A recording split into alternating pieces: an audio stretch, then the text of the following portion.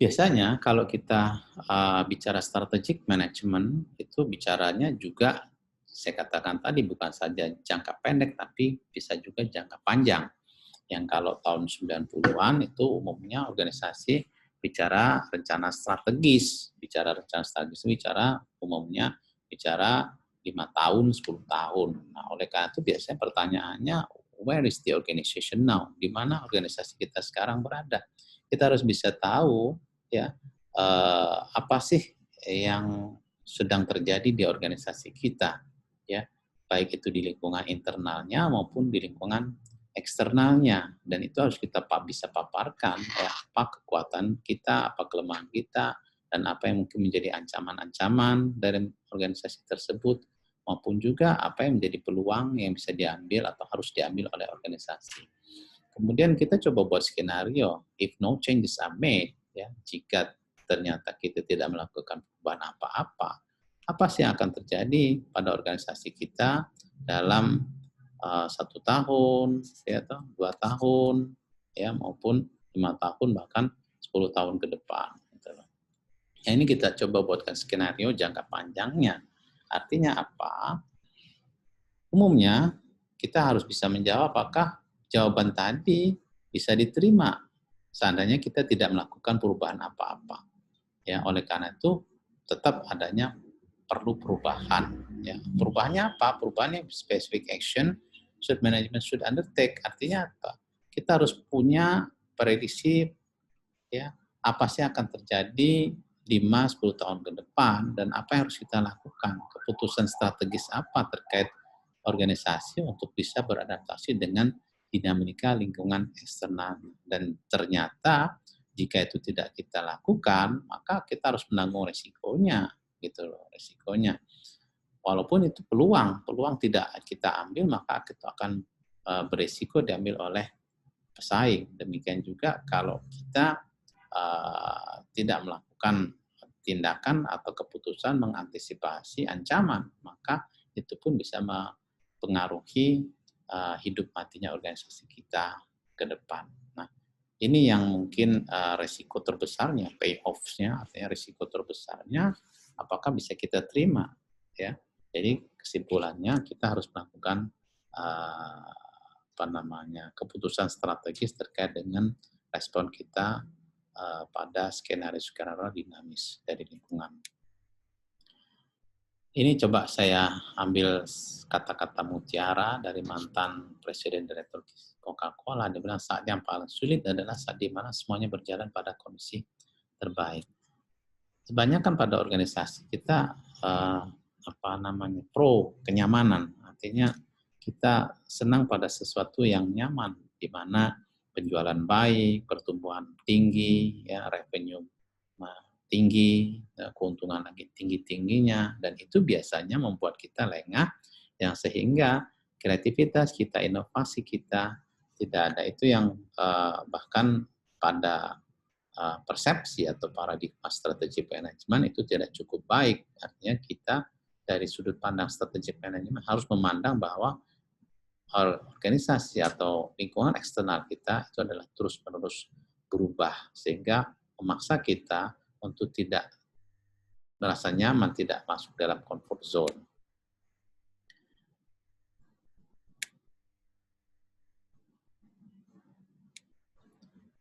Kita bicara tadi strategic decisions. Ya. Jadi keputusan apa secara strategis yang harus kita lakukan untuk bisa kita mengadaptasikan diri kita atau organisasi kita pada perubahan lingkungan tadi. Ada karakteristik strategic decision di sini. Pertama, yang namanya strategic decision itu rare, jarang. Strategic decision unusual and typically have no precedents to follow. Ya, tidak biasa-biasanya, maka sering kita sebut ini keputusan gila katanya. Ya, memang tidak bisa biasa-biasanya. Kemudian strategic decision consequential, dia mengandung konsekuensi. Konsekuensinya apa?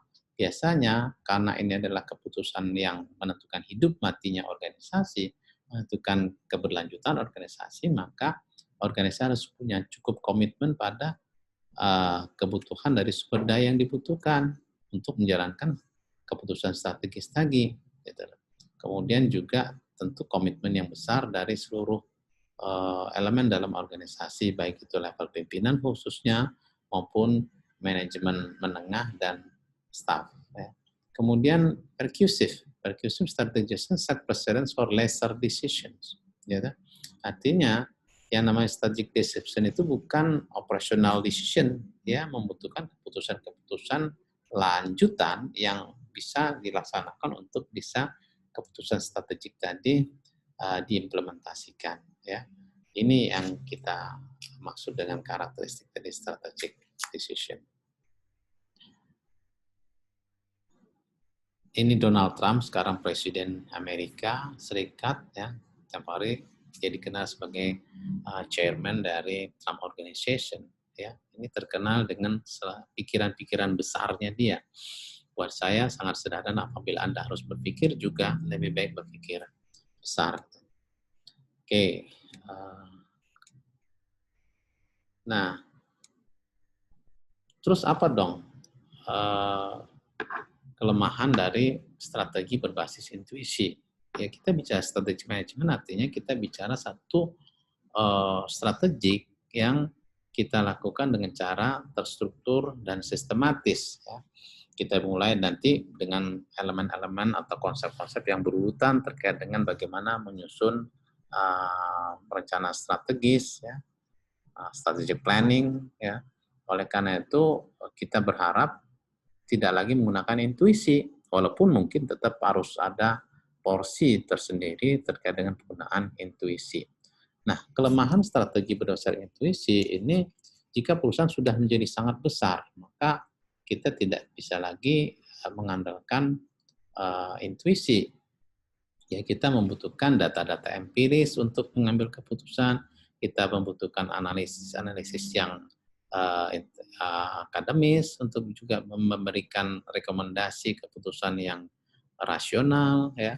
Kemudian kita juga harus bisa melibatkan berbagai macam elemen akademik untuk bisa kita mengambil keputusan. Ya.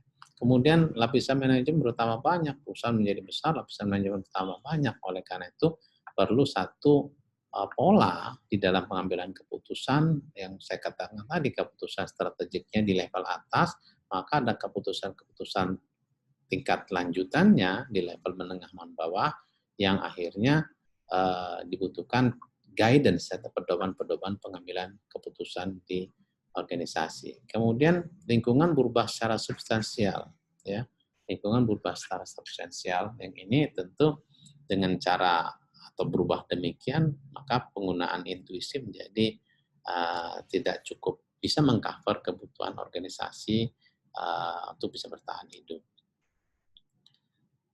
Ini kemudian basic financial planning, ini level-level untuk terkait dengan strategic management. Kita mulai dari basic financial planning, ini budgeting, ya. Kalau di pemerintahan kita biasa menggunakan namanya mungkin APBD, APBN misalnya, itu berarti kita bicaranya lebih banyak pada basic financial planning, perencanaan keuangan yang sebenarnya kita lebih banyak bagaimana mengontrol, ya, operasionalnya melalui penggunaan budget. Kemudian lebih atas lagi, lebih lanjut lagi, kita bisa menggunakan forecast based planning.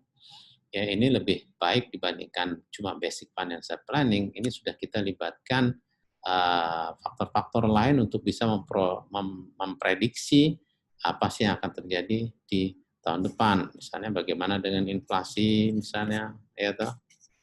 Kemudian bagaimana dengan current exchange rate, misalnya nilai tukar, ya, harga komoditi dan sebagainya. Ini penting untuk kita masukkan di dalam planning kita menyusun rencana ke depan. Ini sudah dilakukan di APBN khususnya untuk menggunakan pola-pola seperti itu. Kemudian ada externally oriented planning. Ini strategic planning, ya, yang mungkin sebentar kita akan pelajari bagaimana tahapan membuat rencana strategis. Ya, ini lebih baik lagi dibandingkan yang sebelumnya, ya, yang mana kita sudah melibatkan pasar, bagaimana respon pasar, bagaimana kompetisi untuk bisa kita mengambil keputusan strategis. Ya. Dan yang terakhir, yang lebih advance adalah strategic management. Ini bagaimana kita manage atau mengendalikan semua sumber daya untuk dalam kaitan tadi mendevelop competitive advantage. Ya. Dan ini yang nanti menentukan keberlanjutan organisasi dalam jangka lebih panjang. Kemudian, ini beberapa hal yang mungkin bisa kita jadikan triggering, artinya pemicu untuk bisa adanya strategic changes atau perubahan-perubahan strategis. Ya, misalnya ada perubahan CEO kalau dalam perusahaan, atau kalau di negara itu ada perubahan atau pergantian pimpinan negara, presiden atau gubernur dan sebagainya. Bisa juga ada intervention by external institution. Jadi kalau biasanya organisasi kalau dia punya keterkaitan dengan perbankan, maka bank itu coba mengintervensi terkait dengan strategi maupun operasional organisasinya. Ya, kita Indonesia juga sudah pernah dulu pada saat kita krisis tahun 98 kita diintervensi oleh IMF untuk kita mengambil berbagai macam keputusan strategis di situ, termasuk penutupan beberapa perbankan, ya, kemudian juga penyusunan strategi-strategi lainnya. Kemudian threat of a change in ownership, ya, ini juga ada perubahan dalam kepemilikan, ownership. Kemudian juga kemungkinan ini ada performance gap, ya, ini yang mungkin kalau ada perusahaan atau organisasi lebih sadar terkait dengan adanya gap kinerja dari organisasinya, maka dibutuhkan perubahan di dalam strategi. Ya. Nah, saya ingin menyampaikan pada slide ini terkait dengan basic element strategic management process. Jadi sepanjang perkuliahan kita nanti saya berharap mahasiswa bisa mengetahui atau mengenal, memahami, ya, terkait dengan proses manajemen strategis ini tadi. Ada 4 elemen yang sangat umum atau sangat basic harus dipahami. Pertama adalah environmental scanning, ya, bagaimana kita men-scanning, ya, environmental, lingkungan kita terus-menerus, baik itu lingkungan eksternal maupun lingkungan internal kita. Step kedua adalah memformulasi strategi. Step yang ketiga bagaimana kita mengimplementasikan strateginya. Dan yang step keempat adalah melakukan evaluasi dan kontrol. Jadi ada 4 step ini atau 4 elemen ini yang paling penting untuk kita mengetahui atau memahami proses di strategic management.